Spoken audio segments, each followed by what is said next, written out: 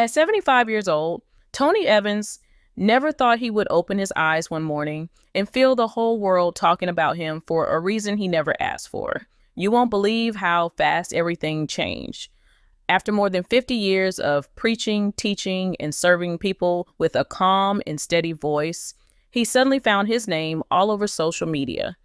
And the shocking thing was that it didn't happen because of one of his powerful sermons or a new book. It happened because another pastor called him out from the pulpit. Let me tell you, this moment was nothing like the criticism he had faced before. This time, destiny took an unexpected turn. People everywhere knew Gino Jennings for his fiery tone and the way he preached without fear, without filter, and without apology. But here is the shocking part. During one of his intense sermons in front of a full church, he leaned forward and said that some preachers were watering down the truth. And then he called Tony Evans by name. The clip went viral in minutes. This is where it gets interesting. Some people cheered for Jennings and said he spoke the truth boldly. Others felt hurt and angry, saying Evans had spent his whole life standing strong on scripture. The internet became a battlefield as people took sides, pulling the clip apart and arguing nonstop. Tony Evans, who had always carried himself with balance and peace, felt something heavy in his chest when he saw the clip. What makes this story different? He had never gone searching for fights. He never mentioned Jennings. He never responded to loud critics in the past. But hearing his own name shouted across a pulpit in a tone that felt more like an attack than a disagreement left him unsettled. It wasn't just about the words. It was the way they were spoken. The craziest part was that people around the world felt like they were watching a spiritual showdown. Not realizing Evans himself sat alone in his study, trying to understand what had pushed Jennings to speak so sharply. As the clip spread, comments came from everywhere. Some praised Jennings, some defended Evans, some were confused, asking what message Jennings had heard that made him respond so strongly. Evans sat quietly, thinking deeply. He wondered if it was something he had preached recently or if it was simply that he and Jennings had different ways of teaching the Bible. Jennings had always used a hard, blunt style that some people found refreshing and others found harsh. Evans had always used a gentle, steady voice that people trusted, and this difference now stood in the center of the storm. That night, Evans stayed awake longer than usual.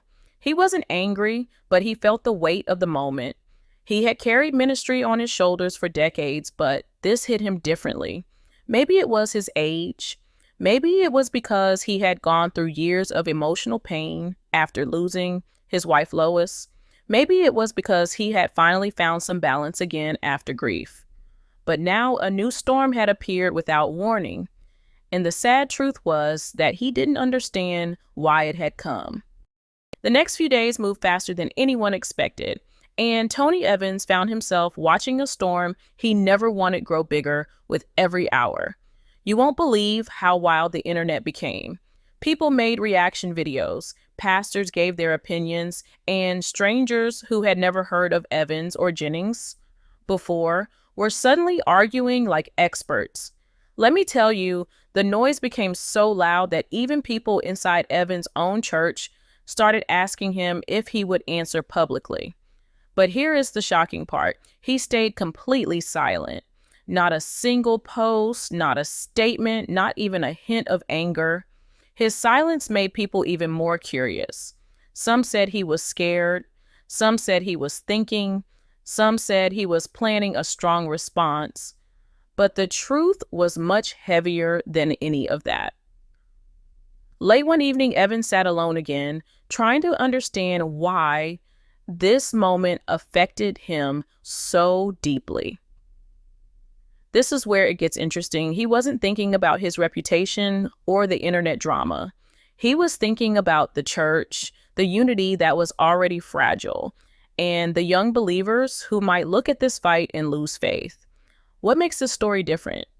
Evans had lived long enough to know that public fights between leaders never healed anything. They only created more pain.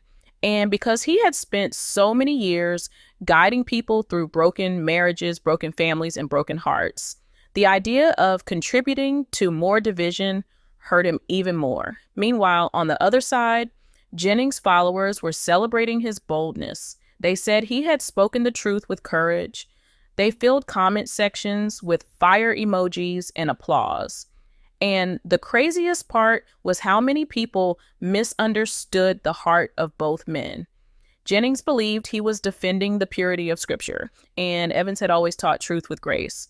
But now the internet turned it into a battle, even though neither of them had wanted that kind of war. Destiny took an unexpected turn when strangers began deciding who was right and who was wrong without knowing the heart behind either voice. Inside Evan's home, his family watched him quietly, noticing something different in him. He spoke less, rested more, and seemed deeper in thought. His children reminded him of the thousands of people he had helped over the years. They told him not to let one moment shake him. But Evans couldn't ignore the ache. It wasn't the criticism itself. He had heard strong opinions before. It was the way the criticism was delivered, loud, public, and personal. Something inside him felt bruised by the tone, not the disagreement.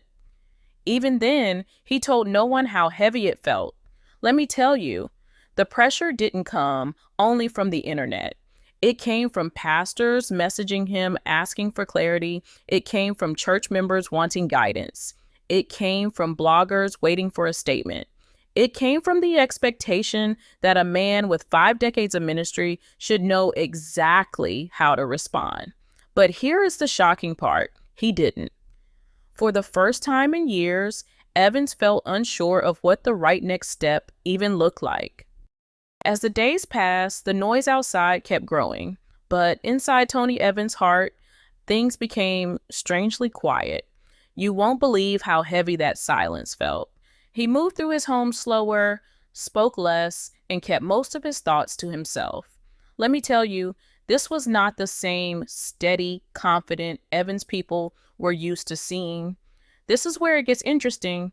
Even though he didn't show it publicly, the pressure had started to affect him physically. The stress, the late nights, the emotional weight of the situation began to wear him down more than anyone realized. His family noticed it first. They saw the tiredness in his eyes, the way he paused before answering simple questions, the long moments he spent staring at his study desk without writing a single word. What makes this story different? Evans had carried heavy seasons before: the loss of his wife, the responsibilities of leading a large church, the expectations placed on him by thousands of people. But this moment was different because it came from someone inside the faith, someone who shared the same calling, someone he had never fought with. And the craziest part was that he still didn't understand what made Jennings call him out by name. The confusion itself became another burden. Meanwhile, the world outside kept spinning. More pastors uploaded videos. More clips of Jennings' sermon appeared online. People edited dramatic music behind it. Others made side-by-side comparison videos of Evans and Jennings. Destiny took an unexpected turn when even people who had never stepped into a church started giving their opinions, using the controversy as entertainment.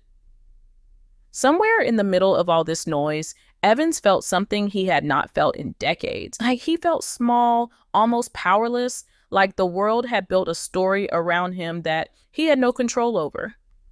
One night, he finally spoke to a close friend from church leadership. He didn't complain. He didn't accuse. He didn't defend himself. He simply said he felt worried for the younger believers who might think this was normal. Pastors attacking each other publicly, Christians tearing each other apart online. Let me tell you, his voice wasn't angry. It was sad. Deep, tired sadness. He said he feared that people would forget what the church was supposed to look like. He said he feared the criticism would distract believers from the message of unity he had preached his whole life. Even then, he refused to answer publicly. But here's the shocking part. His silence didn't calm the storm. It made it worse. People began making guesses, rumors, and even false stories. Some said he was preparing a huge comeback. Some said he was afraid to speak. Some said he admitted guilt privately.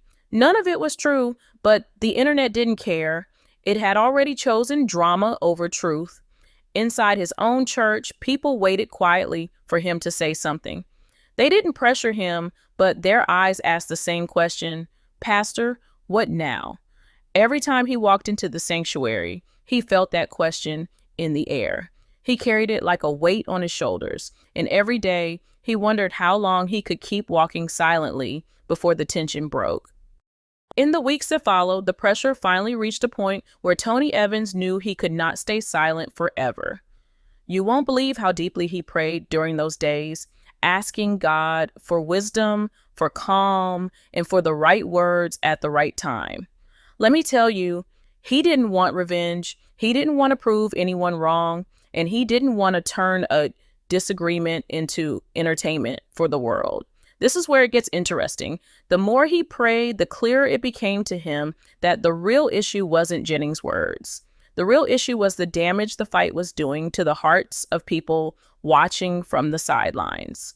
So one quiet Sunday morning, after so many nights of thinking, he finally stepped onto the stage with a gentle heaviness in his voice.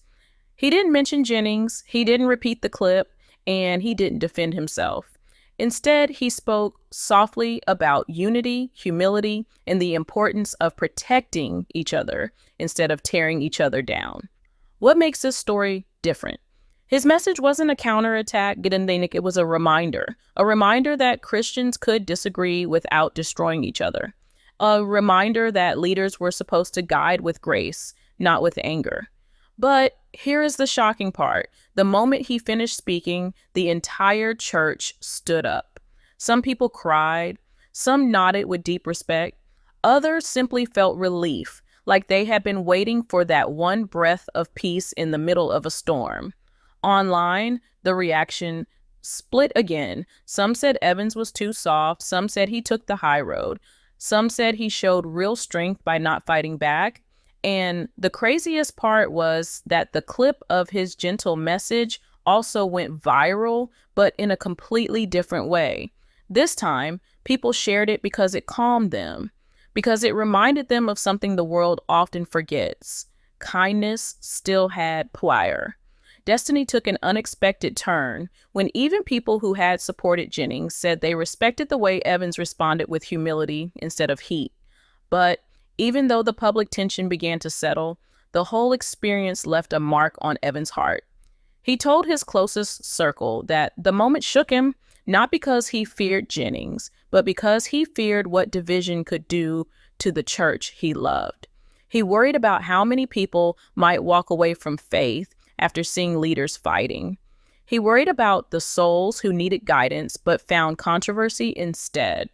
Yet slowly, through prayer, through scripture, and through the steady support of his congregation, the weight lifted off his shoulders.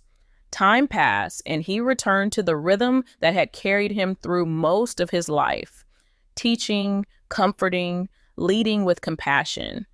The viral clip still floated around the internet from time to time, but it no longer stung him the way it once did. He accepted that criticism was part of leadership. He accepted that not everyone would agree with his style, and he accepted that even bold voices like Gino Jennings had their place in the wider Christian world. In the end, after all the pressure, loss, confusion, and noise, Tony Evans stood as proof that real strength wasn't loud or dramatic. Real strength was quiet, steady, and rooted in grace. He had been shaken, yes. He had been hurt, yes. But he emerged with the same calm dignity that shaped his entire ministry. And that was something no controversy could ever take away.